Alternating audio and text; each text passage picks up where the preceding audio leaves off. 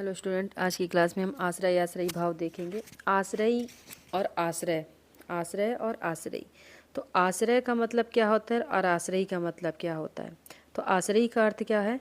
जो दूसरों पर आश्रित हो, जो दूसरे पर डिपेंड है। तथा आश्रय का अर्थ होता है जो किसी को आश्रय दे, है ना, स्थान दे, जगह दे। अष्टांग हृदयकार ने दोष एवं द्वेषों का आश्रय आश्रयी संबंध बताया है। दोष आश्रयी रूप में रहते हुए दोषियों को अपना आश्रय बनाते हैं। तो जो दोष होता है वो आश्रयी होता है ना।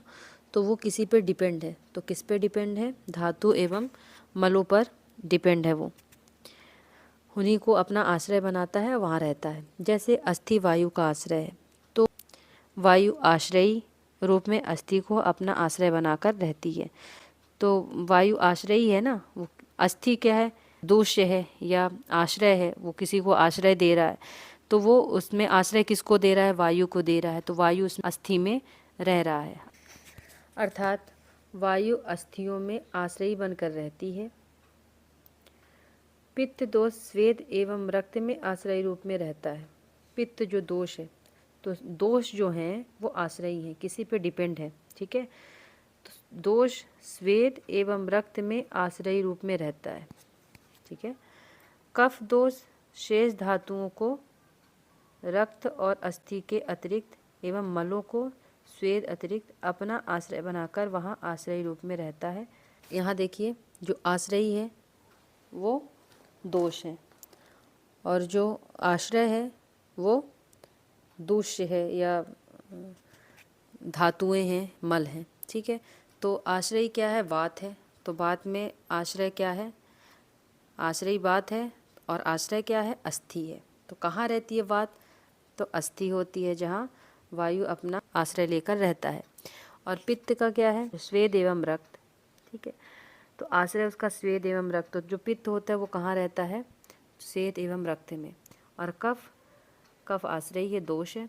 तो उसमें कहाँ रहता है? वो रक्त रस में रहता है। मांस, मेद, मज्जा, शुक्र, मूत्र, पुरुष। तो जो 7 धातुएं हैं, तो 7 धातुओं में अस्थि वात में चला गया, पित्त में स्वेद एवं रक्त, धातु रक्त चली गई, और मल स्वेद। कफ रस में भी रहता है, मांस में भी रहता है, मेद में भी, मज्जा में, शुक्र, मूत्र, पुरुष, सब में कफ का आश्रय होता है। अर्थात आश्रय आश्रयी भाव में एक की वृद्धि दूसरे को भी वृद्धि कराती है। एक की वृद्धि हुई तो वो दूसरा भी वृद्धि होता है, जैसे, और एक का क्षय हुआ तो दूसरे का भी क्षय करता है। इसमें अस्थि और वायु अपवाद है, एक्सेप्शन है।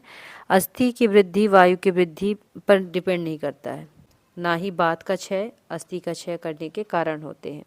इसका कारण बताते हुए आचार्य कहते हैं कि तर्पण करने वाले आहार विहार औषधि से धातुओं एवं मलों की वृद्धि होती है तथा श्लेष्मा की वृद्धि होती है।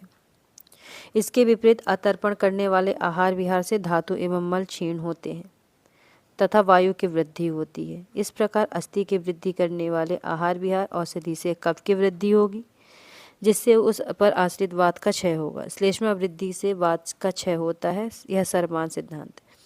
कफज आहार विहार हम लेते हैं तो उससे अस्थि की वृद्धि होती है, उससे क्या होगा? वात का क्षय होगा। तो वात वहाँ क्षय हो रहा है, तो इस जहाँ अस्थि बढ़ रही है वहाँ वात का क्षय हो रहा है, जहाँ वात बढ़ रहा है वहाँ अस्थि का क्षय हो रहा है। तो ये अपवाद है एक